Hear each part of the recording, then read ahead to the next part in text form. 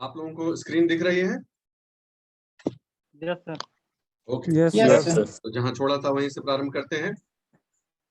जो केंद्रस्थ बिंदु होता है, जहां पर निम्न दाब का जो इलाका होता है, जहां से शुरुआत ही होती है, उसे स्टॉर्म, उस particular I of the storm अंग्रेजी में जो कहते हैं, वो साइक्लोन की आई, जैसा कि आंख आंख के जैसा दिखता है, इसलिए आई उसको बोल दीजिए, समझिए।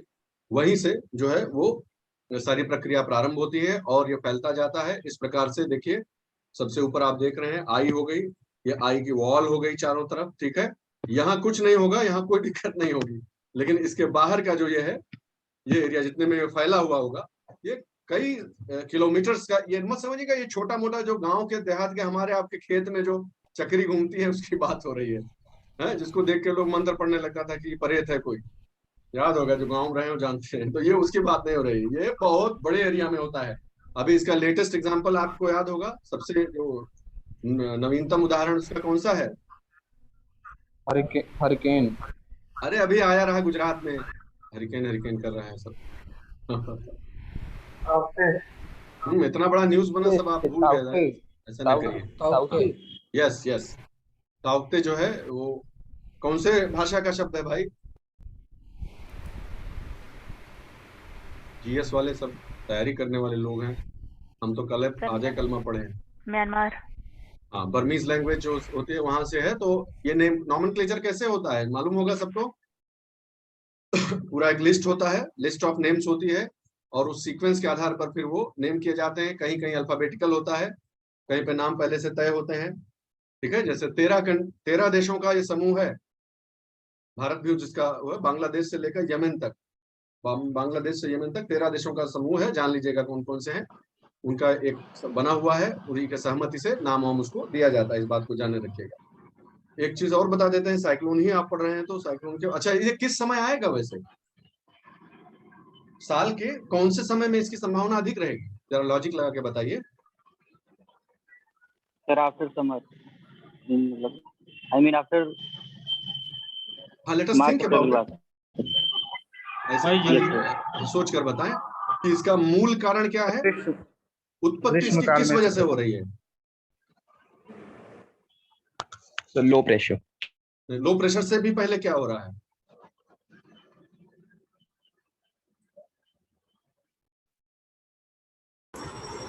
जहां पे कोई साइक्लोन डेवलप नहीं हुआ इस समय, वहां भी इस समय क्या हो रहा है जब हम और आप बात कर रहे हैं, उस पानी के ऊपर भी क्या हो रहा है इस समय?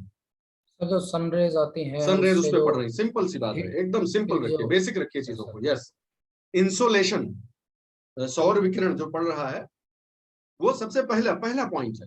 उसकी वजह से गर्मी होती है, और फिर जो है वो आप जो कह रहे हैं एकदम सही बात है कि ऊपर उठती है हवा, निम्न दाब का क्षेत्र बनता है। तो सोलर रेडिएशन उसका मौलिक कारक जो है वो सोलर रेडिएशन।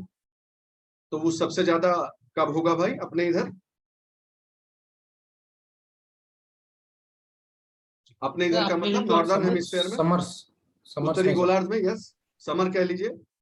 समर्स में पहले तो शुरुआत होगी गर्म होने की, गर्म करते करते करते, तो मुख्य रूप से ऐसा देखा गया है, पर ये तो सिर्फ कोई साइंटिफिक एक्यूरेसी की बात नहीं, अप्रोक्सीमेशन है और ऑब्जर्वेशन है एक्चुअली, कि जून एंड हो जाए वहां से लेकर और नवंबर शुरू होने से पहले का ये जो फेज है, इसमें सबसे ज्यादा सूरज जो है वो इधर जो है रहता है, इस एरिया में वापस जा रहा होता है ना, इस एरिया में गर्म करते करते करते करते, तो इस ट्रॉपिकल जो नॉर्दर्न हेमिस्फीयर की ट्रॉपिकल बेल्ट जो है उसमें इस टाइम पे, और साउदर्न हेमिस्फीयर में कब होगा जी? जब अपने यहाँ जाड़ा तभी तो वहां गर्मी। दिसंबर से मार्च के बीच में उस वाले पार्ट पे। तो ये जो बेल्ट है, बेल्ट बीच में इक्वेटर है, ऊपर बेल्ट हमारे वाली है नॉर्दर्न हेमिस्फीयर, नीचे जो है सदर्न हेमिस्फीयर की है। तो ऊपर जुलाई से अक्टूबर और नवंबर दिसंबर इक्वेटर से पास होकर अपना नीचे गया, और नीचे जाके जो है दिसंबर से लेकर मार्च तक वहां पर गर्मी किया, तो वहां पर ऐसी परिस्थितियां पैदा होती हैं। तो ये वो टाइम विंडो है, ठीक है, इस बात को आप समझ गए। अब जो जनरली देखिए होता क्या है, एक लोकल चीज बता देता हूं, मुझे याद आ रही है, अचानक से याद आ गई तो बता देता हूं। एक ये भी क्वेश्चन उठता है बहुत ज्यादा कि बंगाल की खाड़ी में जिस प्रकार के साइक्लोन पैदा होते हैं, उनकी तुलना में जो अरेबियन सागर है उसमें जो साइक्लोन पैदा होते हैं, उनमें दोनों में इंटेंसिटी का और डिस्ट्रक्शन का बड़ा फर्क होता है। इंटेंसिटी का फर्क होता है और डिस्ट्रक्शन का फर्क होता है। दोनों एक दूसरे से जुड़े हुए हैं, लेकिन 1-to-1 रिलेशनशिप उनमें नहीं होता है। किसी साइक्लोन की इंटेंसिटी ज्यादा है, इसका ये जरूरी नहीं है कि वो डिस्ट्रक्शन भी ज्यादा करेगा। क्यों? क्योंकि मेन चीज ये है कि उसका रास्ता कहां से गुजर रहा है, डिस्ट्रक्शन उस पर डिपेंड करता है। ठीक है, खैर ऐसा देखा गया है कि ज्यादातर जो साइक्लोन्स होते हैं अरेबियन सी में जो होते हैं वो न उतनी संख्या में, न उतनी फ्रीक्वेंसी में ज्यादा होते हैं, और न वो इंडिया तक पहुंच पाते हैं। भारत के परिप्रेक्ष्य से कह रहा हूं, भारत तक पहुंचते पहुंचते उनकी एनर्जी डिसिपेट हो जाती है। ठीक है, जबकि बंगाल की खाड़ी में जो होता है वो बड़े भयानक, बंगाल उड़ीसा ये सारे जो एरिया हैं आप जानते ही हैं, हमेशा से साइक्लोन के जो है वो शिकार होते रहे। तो उसका क्या कारण है आपके हिसाब से?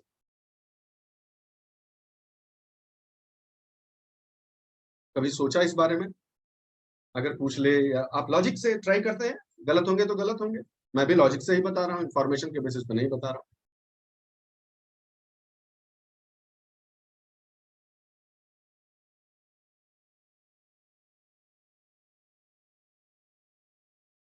मैं बता देता हूँ आपको, समय नहीं नष्ट करेंगे, मैं बता देता हूँ। दरअसल सबसे एक महत्वपूर्ण कारक क्या था?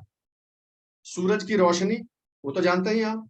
तो वो तो दोनों पे जब उस लैटिट्यूड पे रहेगा सूरज, वो तो दोनों पे बराबर ही पड़ेगी। उसके बाद भी क्या महत्वपूर्ण है, एक और पहला फैक्टर क्या बोले थे? टेम्परेचर।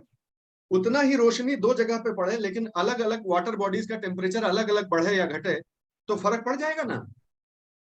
तो सोलर रेडिएशन भले ही उनको दोनों को मिल रहा हो, बराबर हो सकता है, बराबर मिल रहा हो, लेकिन उसके बाद भी उस सोलर रेडिएशन का उनपे असर क्या हो रहा है, ये महत्वपूर्ण प्रश्न है। तो बे ऑफ बंगाल का जो टेम्परेचर है, average temperature, annual average temperature, summer temperature है, और अरेबियन सी के सरफेस टेम्परेचर की बात सिर्फ हो रही है, उनमें दोनों में ऐसा हिस्टोरिकली अंतर रहा है, ऐतिहासिक तौर पे ही उसमें अंतर बना रहा है बहुत लंबे समय से। ठीक है, कहा जाता है कि इधर फ्रेश वाटर सप्लाई ज्यादा है थोड़ी, बहुत सारे स्पेकुलेशंस हैं और रीजंस और जस्टिफिकेशंस हैं कि बे ऑफ बंगाल में बड़ी बड़ी नदियां, गंगा, ब्रह्मपुत्र और सब आती हैं, बहुत सारी नदियां इधर गिरती हैं, तो लगातार फ्रेश वाटर सप्लाई इधर जो है वो बनी रहती है। इतना अरेबियन से बगल में, अरेबियन सी में इस लेवल का water supply, fresh water supply नहीं है। हिमालयन रिवर्स ज्यादातर तो इधर ही सब आती हैं, तो फ्रेश वाटर सप्लाई जो है वो इधर बनी रहती है। फिर वो जो है इवापोरेट, वो जो सतह है वो कम गर्मी में ही, जैसे ही जरा भी गर्मी मिलेगी वो इवेपोरेट होने को रेडी रहती है। तो एक ये रीजन बताया जाता है। इन कॉन्ट्रास्ट अरेबियन सी का जो है उसका टेम्परेचर और उसका उसे कहते हैं ना मॉडरेशन, इसको बोलते हैं लैंड मास, जो अरेबियन पेनिनसुला निकला हुआ है, वो सब मिला के वहां का मॉडरेशन, टेम्परेचर मॉडरेशन ऐसा है कि वो स्लाइटली कम रहता है, हमेशा से हिस्टोरिकली कम रहता है। ठीक है, ऐसा देखा गया है कि अगर तुलना करने पे आ जाइए अरेबियन सी में आने वाले साइक्लोन और बंगाल की खाड़ी में आने वाले साइक्लोन की, तो 6 गुना ज्यादा साइक्लोन इधर आते हैं। जस्ट इमेजिन, ये 15-20 साल का बहुत सारे समय का डेटा अलग अलग टाइम पे निकाला गया है, तो 5 से 6 गुना ज्यादा साइक्लोन इधर आते हैं। और उन साइक्लोन्स में से जो बहुत ज्यादा सीवियर साइक्लोन्स हैं, ठीक है, वो उनका न केवल फ्रीक्वेंसी बल्कि सीवियरिटी ऑल्सो वो इधर ज्यादा है बे ऑफ बंगाल, ऐसा देखा गया है। ठीक है, ये चीज आप जाने रहिएगा। और क्या मैं आपको बता सकता हूँ? हाँ, एक चीज और बताना चाहते हैं कि एक चीज ध्यान रखिएगा कि जो बे ऑफ बंगाल की अगर बात करें, अभी बे ऑफ बंगाल की बात करते हैं, तो ऐसा देखा गया है कि जो साइक्लोन्स आते हैं उनकी टाइमिंग का अगर कंपैरिजन किया जाए, हमने एक विंडो तो बना ही दी है कि जो विंडो है वो क्या है कि भाई जो गर्मी है, गर्मी से लेके और जाड़ा पूरी तरह से शुरू होने तक वो विंडो रहती है मेनली। देखिए तो जो पहले पीरियड है मानसून के पहले का पीरियड है, 100 में से कह लीजिए कि 30%, 40% इस पीरियड में आ जाते हैं साइक्लोन्स। और जो बाद का पीरियड है, बादल बादल सब छट गया, फुल रेडिएशन पड़ रहा है, सब हो गया, अक्टूबर वाला जो पीरियड है उसमें 60% साइक्लोन्स इधर आते हैं। ये जाने रहिएगा, एक छोटा सा फैक्ट है, ऑब्जर्वेशन है, ये कोई रूल्स नहीं है, ऑब्जर्वेशन है जो हमेशा से होते रहे हैं। एक बात मैं और बताना चाहता हूं जो कि अब महत्वपूर्ण है आपके लिए, क्योंकि करंट का ये इशू बन जाएगा। इतना सब जनरलाइजेशन के बाद भी ऐसा क्यों हुआ कि जो ताउते है उसने अरेबियन सी का साइक्लोन होने के बावजूद भी उसने इस प्रकार का डिस्ट्रक्शन किया, इतना इंटेंसिटी और डिस्ट्रक्शन से वो आया, ऐसा क्यों हुआ? ठीक है, और ऐसा इधर मतलब इधर हो रहा है कुछ सालों से। 2018 में जैसे जनरली जो होता है ना, 1 या 2 आता था उधर, और इधर जो है वो 5, 6, 7 ऐसे आ जाते थे, 4 या 5 आ जाते थे बे ऑफ बंगाल में। मैंने बताया ही 5 गुने का डिफरेंस है। लेकिन 2018, 19 इसमें देखेंगे ना तो 4 साइक्लोन आ जा रहा है, 5 साइक्लोन आ जा रहा है, अरेबियन सी में भी इतने साइक्लोन्स आ जा रहे हैं। ये स्थिति है। तो सवाल उठता है कि ऐसा क्यों हो रहा है भाई, इस तरह से ये क्यों हो रहा है? जैसे 2013 में नीलोफर, आप तो नहीं याद होगा, नीलोफर करके आया था, मेघ करके आया था, चपल करके, ये सब नाम दिए गए थे उसको। खैर whatever be the name, जी सर। है ना। तो ये अरेबियन सी को अचानक ये क्या हो रहा है, तब आप रियलाइज करेंगे, जब आप इसको डीप स्टडी करेंगे तो अल्टीमेटली आपको पता चलेगा कि सारा गेम उसी का है, टेम्परेचर के डिफरेंस का। जो मीन सी टेम्परेचर है सरफेस का, वो अरेबियन सी में भी बढ़ गया है, 1 डिग्री से ऊपर बढ़ गया है। सोचिए 1 डिग्री सेंटीग्रेड बहुत हो गया, 1 डिग्री सेंटीग्रेड बहुत होता है इतने बड़े वाटर मास पे। उस लेवल पे 1 डिग्री सेंटीग्रेड बढ़ गया है, इसलिए ये इंटेंसिटी, फ्रीक्वेंसी और डिस्ट्रक्ट जो ये सब हो रहा है। तो अरेबियन सी में इसीलिए हो रहा है। ये ताउते के लिए अंदाजा लगाया गया था, अगर मैं न्यूज ठीक से सुन पाया था, कि 27 नहीं, हमने तो 27 बोला है ना, कि भाई 27 डिग्री या उससे ऊपर टेम्परेचर हो तो साइक्लोन बनने की परिस्थितियां बन जाती हैं। 30 या 31 डिग्री था मीन सरफेस टेम्परेचर, तो बनना ही था, भयानक टाइप का फिर बनेगा ही साइक्लोन। तो इसको आप थोड़ा सा करंट से मिलाकर भी पढ़ लीजिएगा। गुजरात में कहाँ पे लैंडफॉल हुआ, हम लोग भी यहाँ पर उसका प्रभाव देखे, हमारे यहाँ भी पेड़ टूटे, अहमदाबाद में भी। और मेरा जो है बहुत ही अच्छा जानने वाला और फ्रेंड, और जो पहले दिल्ली में मेरा स्टूडेंट भी रहा है, वहाँ का एसपी इस समय होता है अमरेली जिले में लैंडफॉल हुआ था कोस्टल एरिया में। और उसने बताया, ही डिस्क्राइब कि किस तरह का डिस्ट्रक्शन हुआ, बहुत ही भीषण प्रभाव दिखाया उसने। 50 लाख वृक्ष उखड़ गए। तो इस बहुत ही जोरदार डिस्ट्रक्शन इसने किया था उसने। तो इसको एक बार थोड़ा सा कुछ एस्पेक्ट्स पढ़ लीजिएगा, ठीक है, तो आपको जानना चाहिए। तो this was about tropical cyclone. फिर ये आपके लिए मैंने इसमें पीडीएफ में एंटर करके दे दिया है कि कौन सी वो, जैसे साइक्लोन की उत्पत्ति के पीछे कुछ कारक होते हैं, उसी प्रकार साइक्लोन मजबूत होगा कि कमजोर पड़ जाएगा, इसको कौन कौन से कारक हैं जो प्रभावित करते हैं। अब अगर आप ये समझ गए हैं कि साइक्लोन को एसेंशियली 2 चीजें चाहिए होती हैं, एक सोर्स ऑफ एनर्जी और एक सोर्स ऑफ मॉइस्चर, तो आप ये सारा बहुत आराम से समझ जाएंगे। जो जो फैक्टर्स एनर्जी और मॉइस्चर को अफेक्ट करेंगे, वही साइक्लोन को भी अफेक्ट करेंगे। इससे समय मैं बचा रहा हूं ताकि बाकी चीज आप पढ़ लें, हम लोग सीख लें थोड़ा। तो क्या मैं मान सकता हूं कि ट्रॉपिकल साइक्लोन की ओरिजिन और इंडिया के पर्सपेक्टिव में उसका थोड़ा बहुत ब्रीफ नॉलेज ये हम समझ गए हैं। आगे बढ़ सकता हूं मैं, या कोई प्रश्न हो तो आप पूछ सकते हैं।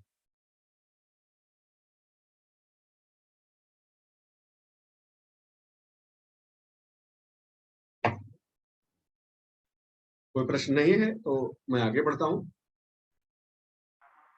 Sir yes please. Tropical cyclone equator के नियर क्यों नहीं फॉर्म होता सर? क्या चीज भैया? सर ट्रॉपिकल हाँ, बहुत अच्छा साइक्लोन सवाल, इक्वेटर शाबाश, के पास क्यों नहीं good form good, very good question. Sir देखिए क्योंकि कोरियोलिस फोर्स 0 होता है वहां पे।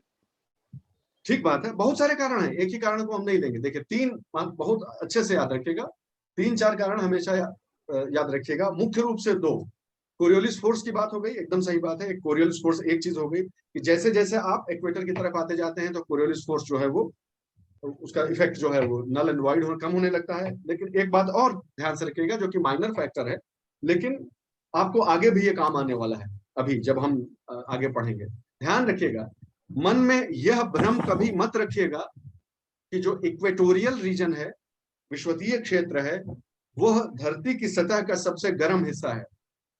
यह कभी भी मन में यह भ्रम न रखिएगा, नहीं तो कॉन्सेप्ट गलती हो जाएगा। ये मैं क्या कह रहा हूं, ये कैसे मैं कह सकता हूं सर इक्वेटर तो सबसे, ये देखिए सर इक्वेटर तो यहाँ पे है, तो सूरज से सबसे ज्यादा गर्म तो यही होगा। तो क्या धरती और सूरज ऐसे हैं, सीधे सीधे हैं? अगर सीधे सीधे होते, एक दूसरे के सापेक्ष अगर ऐसे होते कि पूरा सालों साल सूरज जो है इक्वेटर के ऊपर ही होता, सिर के ऊपर, तब आपकी बात सही होती। तो एक बात यह भी ध्यान रखिएगा, रिलेटेड कॉन्सेप्ट है, इस बात को ध्यान रखिएगा कि जो है जब सूरज मतलब किरणें जो है वो ऐसे ऐसे मूव करती है ना, तो ध्यान रखिएगा कि बहुत साल के तमाम समय तो कर्क रेखा इक्वेटर की तरह काम करती है, फिर साल के तमाम समय मकर रेखा इक्वेटर की तरह काम करती है जो सूरज के ठीक नीचे है। तो कुल मिलाकर होता यह है कि ई वाला जो एरिया है ये ज्यादा गर्म हो जाता है in comparison to this, number 1। Number 2, कि लैंड मास का डिस्ट्रीब्यूशन भी देख लीजिए, कॉन्टिनेंट्स का जो लैंड मास है उसका डिस्ट्रीब्यूशन देखिए, इक्वेटर पे कैसा पानी ही पानी है, ठीक है, लैंड भी है पानी भी है, लेकिन यहाँ इस एरिया में देखिए डिफरेंशियल लैंड डिस्ट्रीब्यूशन है, ये हो जाता है। कोरियोलिस फोर्स आपको बता ही दिया आपके साथी। तो इन सब कारणों का एक कलेक्टिव इफेक्ट होता है कि वहां पे ट्रॉपिकल साइक्लोन जो है वो डेवलप नहीं होते हैं। जिससे मुझे याद आया कि कोरियोलिस फोर्स सर ने जो शुरू किया था वो कैसे पॉइंट छोड़ सकते हैं कि इसमें कोरियोलिस फोर्स की भूमिका क्या है भाई। तो देखिए होता ये है, लो प्रेशर बना दोस्तों, ऐसे समझ लीजिए, चलिए लो प्रेशर बना, हवा देखिए दिख ही रहा है आपको, हवा जो है वो लो प्रेशर की तरफ भागने की कोशिश करेगी, ठीक है। जब नॉर्दर्न हेमिस्फीयर में अगर हम बात कर रहे हैं तो हवा जो है वो इधर को ये खींच रहा है अपनी तरफ, बहुत जोर से खींच रहा है, और हवा जो आती हुई हवा है वो ऐसे मुड़ के भागने की कोशिश करेगी, कोरियोलिस फोर्स के लिए कोशिश करेगी कि इधर चले जाएं हम, यही प्रयास करेगी ना हवा। कोरियोलिस फोर्स जो है अगर इस तरह से हवा इसको अप्रोच कर रही है, मान लीजिए पहले नॉर्दर्न हेमिस्फीयर का, चलिए पहले नॉर्दर्न हेमिस्फीयर का ले लेते हैं, उस एग्जांपल से आपको बता देता हूँ। देखिए बगल वाले चित्र पे आ जाइए, आपको समझ में आ जाएगा। ये बगल वाले चित्र पर ध्यान दीजिएगा। हाँ, ये लो प्रेशर है और इस तरफ मान लीजिए हाई प्रेशर है, यहाँ पर हाई प्रेशर है, यहाँ पर हाई प्रेशर है, चारों तरफ, ठीक है। यहाँ से हवा अंदर की तरफ जाना चाहती है, इसको सक्शन होगा। ये चाहता क्या है, लो प्रेशर चाहता है कि हम सीधे इसको सक कर ले ऐसे, ठीक है, सीधे हवा सक हो जाए और फिर ऊपर उठ जाएगी वो। लेकिन कोरियोलिस फोर्स जो है वो उसे मोड़ देता है, सक होने से पहले इसको मोड़ता जाता है, और हमेशा वो बल काम करता ही रहता है, काम करता ही रहता है, और राइट साइड में उसको, वो सीधे न जाके वो राइट साइड में अपने डिफ्लेक्ट होता है। लेकिन ये लो प्रेशर बहुत ज्यादा है, तो ये पूरा राइट डिफ्लेक्ट नहीं हो पाता, ये ऐसे ऐसे ऐसे ऐसे इस प्रकार की ये एंगुलरिटी इसमें बनती जाती है, और इस प्रकार जो हवा घूमती है वो साइक्लोन में मूव करने वाली जो हवा है वो नॉर्दर्न हेमिस्फीयर में देख लीजिए काउंटर क्लॉकवाइज ये घूम रही है।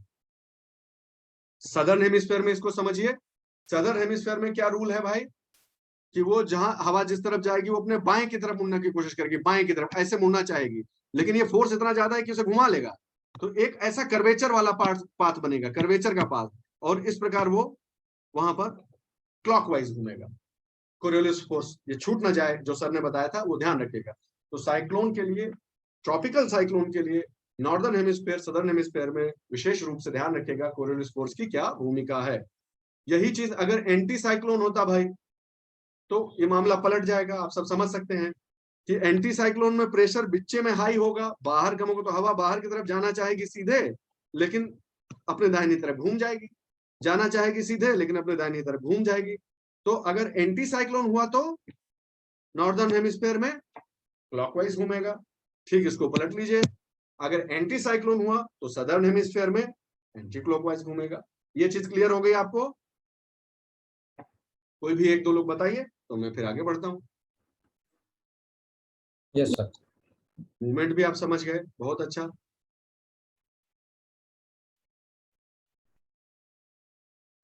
ठीक है, अब दूसरा वाला गड़बड़ वाला, ठीक है, वो समझिए, ये बहुत कंफ्यूजन रहता है, जरूरी है कि आप इसको बहुत अच्छे से इसको समझ लीजिए, नहीं तो गड़बड़ हो जाएगा, ठीक है।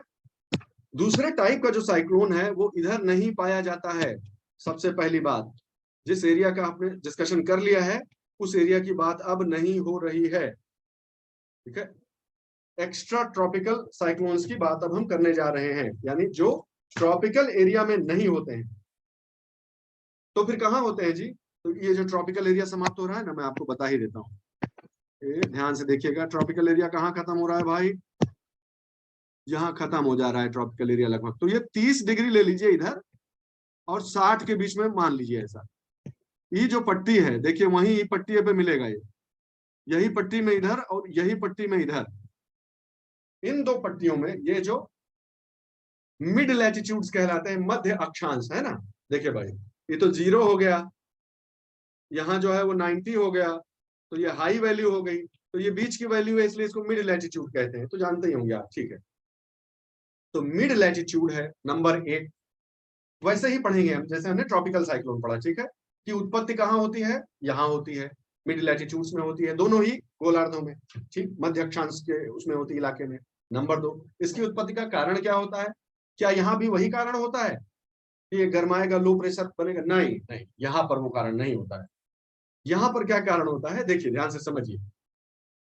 तो पहले मैं आपको एयर मास एक बार दिखा देता हूँ ताकि कंफ्यूजन न रहे आपको। मैंने एयर मास बनाया था, अच्छा वो क्लाइमेटोलॉजी 2 में है, मैं दिखा देता हूँ आपको क्योंकि वो आवश्यक है, बिना उसके कंसेप्ट अच्छे से समझ में नहीं आएगा।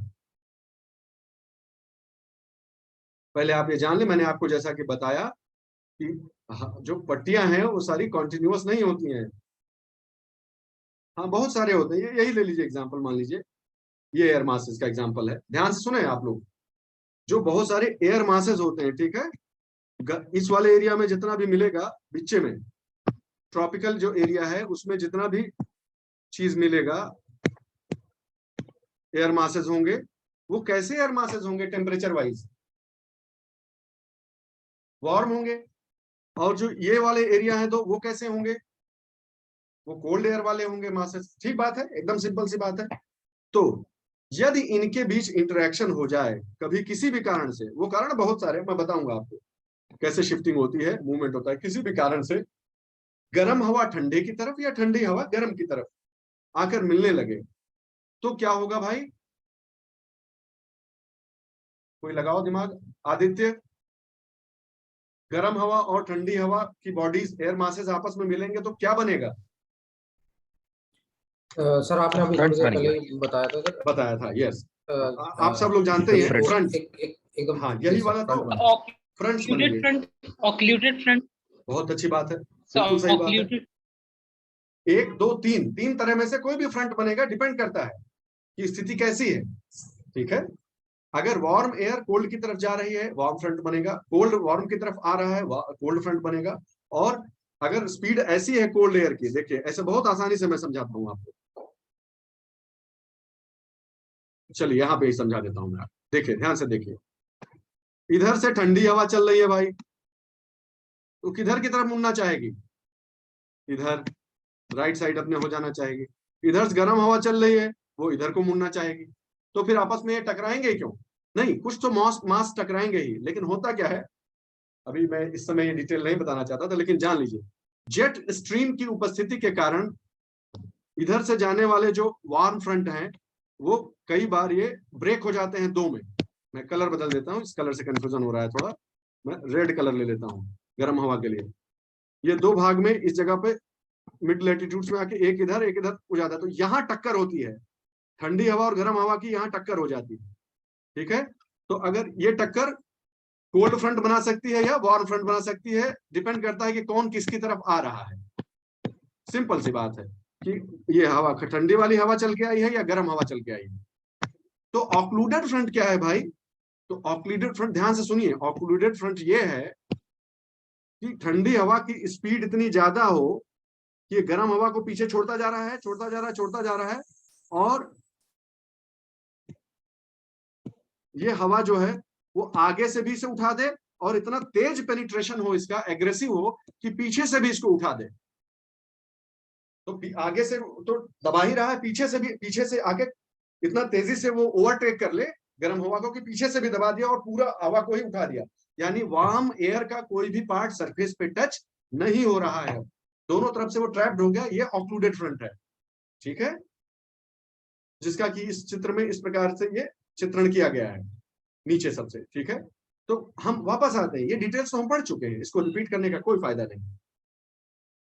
हम वापस यहां पर आते हैं, तो जब ऐसा होगा इन लैटिट्यूड्स में कोल्ड फ्रंट बन सकता है, वार्म फ्रंट बन सकता है, या ऑक्लूडेड फ्रंट बन सकता है, ऐसी परिस्थितियां हो सकती हैं। कुल मिलाकर आपको यहाँ पर जो सीखने वाली बात है, हमको सीख जान लेने वाली बात है, वो ये है कि जो एक्स्ट्रा ट्रॉपिकल साइक्लोन्स, इनको और क्या क्या कहते हैं भाई, mid latitude cyclones, temperate cyclones, depression, इस सब बहुत सारा टाइप का नाम दिया जाता है। ठीक है, इनके बारे में, उनकी उत्पत्ति इसी बेल्ट में होती है, ऊपर और नीचे दोनों तरफ, नंबर 1। नंबर 2, ये ट्रॉपिकल साइक्लोन से किस प्रकार अलग है भाई, क्योंकि इनके उत्पत्ति की प्रक्रिया ही अलग है। ये दरअसल फ्रंट के बनने से, फ्रंट्स के डेवलप हो जाने से इनकी उत्पत्ति होती है। कन्वेक्शनल करंट, और उससे वो उसका एक छोटा सा हिस्सा है, लेकिन इनकी उत्पत्ति का मौलिक कारण जो है वो फ्रंट्स के डेवलप होने से होता है, जब कोल्ड एयर मास और वार्म एयर मास आपस में इंटरेक्ट करते हैं तब। ये बात बहुत इंपॉर्टेंट है, इसको ध्यान रखिएगा, हमेशा गड़बड़ाइएगा मत, ठीक है। अभी आगे आप देखेंगे कि जो सब टॉप, अभी ये नाम नहीं लेता हूं, तो अभी कंफ्यूज हो जाएंगे, अभी इतना ही बस आप याद रखिए, ठीक है। फिर होता क्या है, दोनों अलग अलग सिचुएशंस, इसलिए 3 सिचुएशंस। मैं सिंपल सा ये भी आपसे कह सकता था कि भाई जब भी कोल्ड एयर और वार्म एयर आपस में मिलती है तो साइक्लोन बनने की, टेम्परेट साइक्लोन बनने की स्थिति आ जाती है। लेकिन आपको तीनों कैटेगरी इसलिए बताया है, तीनों तरह का, क्योंकि अलग अलग तरह के, अगर वार्म फ्रंट बनता है तो दूसरे तरह के बादल बनते हैं, दूसरे तरह की परिस्थितियां बनती हैं, दूसरे तरह की बारिश और दूसरे ड्यूरेशन तक बारिश होती है।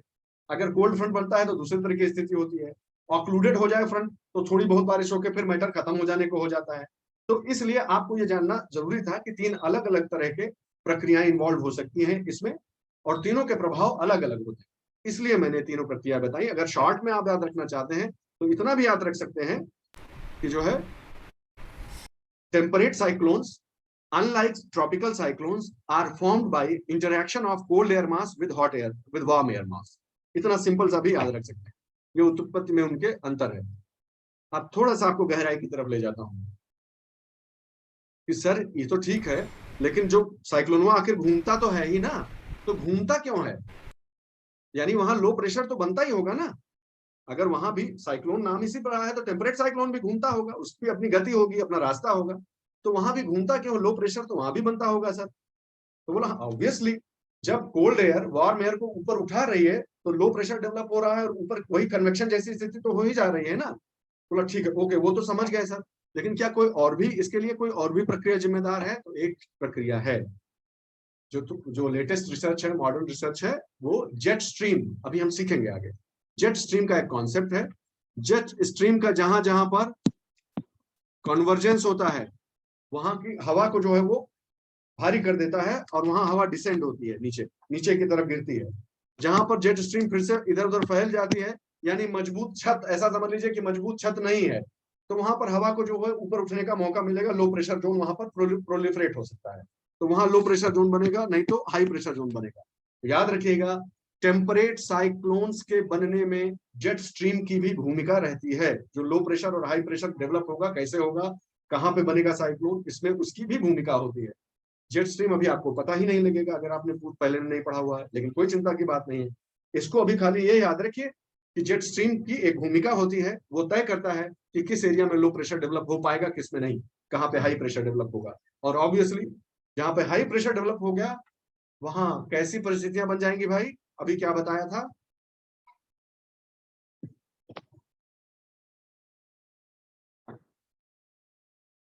आप बोलना शुरू करिए भाई। हाँ, जहां पर ठंडी हवा या भारी हवा या ऊपर से आती ही हुआ सबसाइड करने लगेगी, वहां बादल कहाँ बनेगा? बादल बनने के लिए तो ऊपर हवा उठना चाहिए, वहां एकदम क्लियर स्काई रहेगा, ड्राई रहेगा, एरिड रहेगा, पूरा साफ। तो ये बहुत महत्वपूर्ण है, याद रखिएगा कि कहाँ एंटी साइक्लोन डेवलप होता है और कहाँ साइक्लोन्स डेवलप होते हैं, टेम्परेट वाले, इस बात को ध्यान रखेंगे, ठीक है। फिर एंटी साइक्लोन्स के बाद अब तो आप बेसिक जान ही गए हैं पूरा। तो ये कहाँ एंटी साइक्लोन्स कहाँ कॉमन होते हैं? कंफ्यूज तो नहीं हो रहे हैं आप लोग? कंफ्यूज ना होइएगा, 3 चीज पढ़ डाले आप, जिसमें से पहले की 2 चीजें एक ही का 2 भाग हैं। हमने क्या क्या पढ़ा ये अभी तक देख लीजिए, ये साइक्लोन और एंटी साइक्लोन 2 चीज है। साइक्लोन के 2 टाइप हमने पढ़े, ट्रॉपिकल और टेम्परेट, तो कंफ्यूज ना होइएगा। अभी ट्रॉपिकल खत्म हो गया, टेम्परेट खत्म हो गया, और हल्का सा चर्चा हमने अभी एंटी साइक्लोन की किया। अब हम एंटी साइक्लोन की थोड़ी सी चर्चा और करने जा रहे हैं यहाँ, तो कंफ्यूज ना होइएगा कि हम कहाँ पर हैं, तो आपस में मिला मत दीजिएगा। एंटी साइक्लोन एकदम उल्टा है, हाई प्रेशर, जहां पर जेट स्ट्रीम वगैरह की वजह से या किसी भी कारण से हाई प्रेशर होता है, सबसाइड होती है हवा, वहां पर एंटी साइक्लोनिक कंडीशंस बनती हैं। वहां पर इस तरह का, ऐसा नहीं है कि बारिश से हमेशा एज अ रूल वहां बारिश हो ही नहीं सकती, ये नहीं कह रहे हैं, लेकिन जिस प्रकार साइक्लोनिक रेनफॉल होता है वो वहां पर डेवलप नहीं होता है कभी भी, ध्यान रखिएगा। तो सब ट्रॉपिकल हाई प्रेशर बेल्ट जो है वहां पर ये डेवलप होता है, इक्वेटोरियल रीजन में ये डेवलप नहीं होता है। क्यों भाई? उपोष्ण कटिबंधीय उच्च दाब की जो पेटी है वहां पर ये डेवलप होंगे। उच्च दाब होगा तो नाम में ही बता रहा है कि जहां पर एयर मास नीचे गिर रहा होगा धरती के सरफेस पर, वहीं डेवलप होगा ना। ये इक्वेटर के आसपास तो उठता है ऊपर, तो वहां नहीं डेवलप होगा। इस तरह से कंसेप्ट याद रखिए, पता चला ऐसा सेंटेंस में करके दे दिया कि निम्नलिखित में से क्या सही है। ठीक है। फिर हाँ, रेनलेस प्रैक्टिकली कोई रेनफॉल नहीं होता है क्योंकि बादल ही नहीं बनेगा भाई, वेदर एकदम फेयर रहेगा। ठीक है। मैक्सिमम एयर प्रेशर सेंटर पे होता है ऑब्वियसली, ये तो हम लोग बात कर ही चुके हैं। सबसे ज्यादा एयर प्रेशर यहाँ होगा, फिर यहाँ से हवा जो इधर उधर चली जाएगी। कनाडा, यूएसए, नॉर्थ यूरेशिया, वही बेल्ट में जो उस बेल्ट में पड़ रहे होंगे, वहां एंटी साइक्लोनिक एक्टिविटीज होंगी और वो अच्छा खासा प्रभाव डालेंगी कि वहां पर क्या होगा, कैसे डेवलप होगा। ठीक है, इसको ध्यान रखिएगा। आपके लिए एक छोटा सा ये होमवर्क है, ये छोटे छोटे टॉपिक खाली पढ़ लीजिएगा। थंडर स्टॉर्म्स क्या होते हैं, टोर्नेडो क्या होता है, कैटाबेटिक विंड्स जो है पोलर रीजन्स में चलती हैं, उनका क्या प्रभाव पड़ता है, कैसे वो अफेक्टेड। चिनूक फोन वाली हवा पढ़ा ही था कल, फोन विंड्स। सैंटा आना क्या है, कहाँ चलती है, जंगल में आग लग जाती है क्यों, उसकी शुष्कता की वजह से। ताकते साइक्लोन के बारे में पढ़ लीजिएगा। कोई और करंट इशू आपको लगे तो वो पढ़ लीजिएगा, नहीं तो मुझे बता दीजिएगा कि सर ये आप पढ़वा दीजिए, तो वो भी अपन कर देंगे। ठीक है, यहां तक सबको क्लियर हो गया है। ट्रॉपिकल साइक्लोन, टेम्परेट साइक्लोन और एंटी साइक्लोन। आप पूछिए अगर कोई सवाल पूछना है, हमारे पास है समय 5 मिनट का।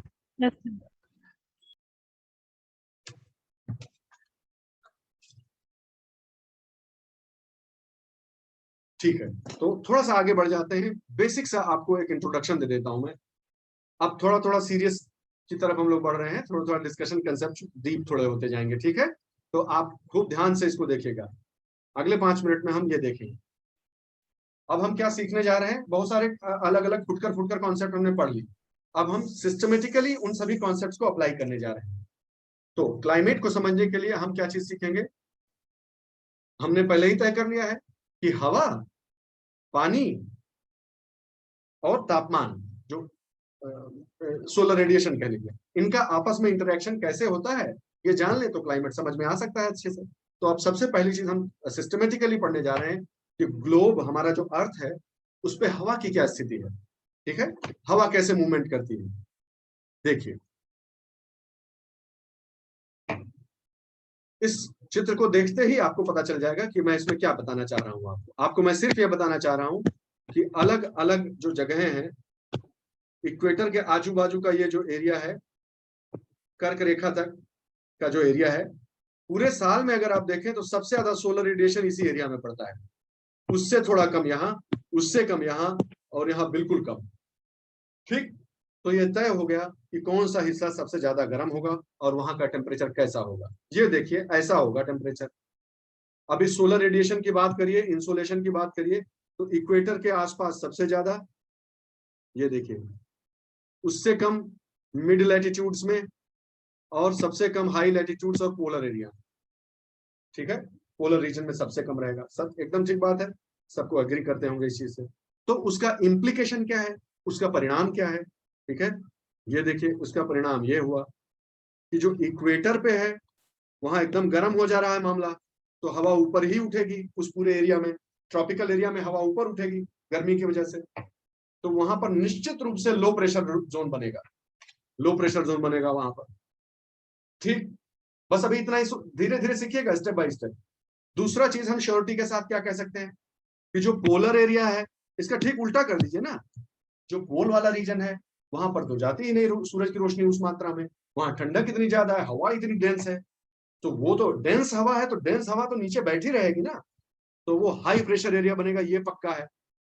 तो अगर हमको और कुछ न पता हो, हमको कुछ नहीं और मालूम, सिर्फ ये 2 तथ्य पता हो, तो क्या आप ये नहीं कहेंगे कि सिंपल सी बात भैया ये है कि ये लो प्रेशर एरिया है, ये हाई प्रेशर एरिया है, तो हवा जो है वो नीचे इधर से इधर चलेगी। सही बात है, बताइए, इस पर आपकी हामी चाहिए, नहीं तो आप कॉन्सेप्ट मिस कर जाएंगे अगर और कुछ न बताते। सिर्फ 2 कॉन्सेप्ट आपको मैंने बताया कि यहाँ गर्म है, यहाँ ठंडा है। तो विंड्स, जो विंड चलेगी वो किधर से किधर चलेगी, हाई प्रेशर से लो प्रेशर की तरफ। तो हम ये डिस्कस निकालते कि यहाँ चलेगी। लेकिन एक चीज और तो बताया आपको कि यहाँ से हवा ऊपर उठ रही है, तो बोला हाँ सर ऊपर तो उठ रही है, तो कहाँ तक उठ पाएगी ये भी आप जानते हैं, ट्रोपोपॉज तक, फिर उसको वापस तो आना ही पड़ेगा। तो अगर हम आपको कुछ और ना बताएं तो आप एक सामान्य जो सहज बुद्धि का जो निष्कर्ष है वो क्या निकालेंगे कि सर हवा यहाँ से ऊपर उठती होगी, फिर धीरे धीरे फैल के ठंडी होती होती यहाँ गिरती होगी, तो हाई प्रेशर बना है और फिर यहाँ लो प्रेशर की तरफ। हाँ सर, ये सर्कुलेशन पूरा हो गया सर, जो हमने बताया था कि भाई टेम्परेचर को रेगुलेट करने के लिए सर्कुलेशन करती है अर्थ, तो पूरा हो गया। तो यह कंडीशन होती अगर आदर्श परिस्थितियां होती तो, एक आइडियल और मॉडल अर्थ के केस में ऐसा होता हाइपोथेटिकली, लेकिन ऐसा होता नहीं है। उसका कारण है, ठीक है, उसका कारण यह है, यहीं पर थोड़ा सा समझा देता हूं, फिर बड़े चित्र में समझाऊंगा ताकि हम लॉग आउट करके लॉग इन करें। उसका कारण दोस्तों यह है, ये ऊपर उठकर ठंडी होकर यहीं पर सफिशिएंटली ये ठंडी हो जाती है टेम्परेचर के डिफरेंस की वजह से। यहां पर पड़ने वाला सौर विकिरण, यहां पर पड़ने वाला सौर विकिरण में इतना अंतर है कि यहां आते आते ये ठंडी होकर नीचे सबसाइड होना शुरू हो जाती है। और जो ये बड़कवा सेल सोच रहे थे हम कि यहां से यहां तक बनेगा, वो यही बन के रह जाता है, छोटा सेल बन जाता है यहाँ पर। ठीक, समझ गए इस बात को। और ऐसा ही एक सेल, ये बहुत ठंडी हवा है, ठंडी हवा इधर चलेगी तो थोड़ी गर्म हो जाएगी। जब टेम्परेचर हाँ इस तरफ आ रही है ना, ज्यादा गर्म की तरफ, तो यहाँ गर्म होकर ऊपर उठेगी और यहाँ एक सेल बन जाएगा। तो ये दो सेल तो एकदम नेचुरल हम जो समझे थे उसके अनुसार बन रहा है। अंतर यह है कि एक की जगह दो बना अलग अलग। अब लॉग आउट करिए और फिर हम इसको कंटिन्यू करेंगे।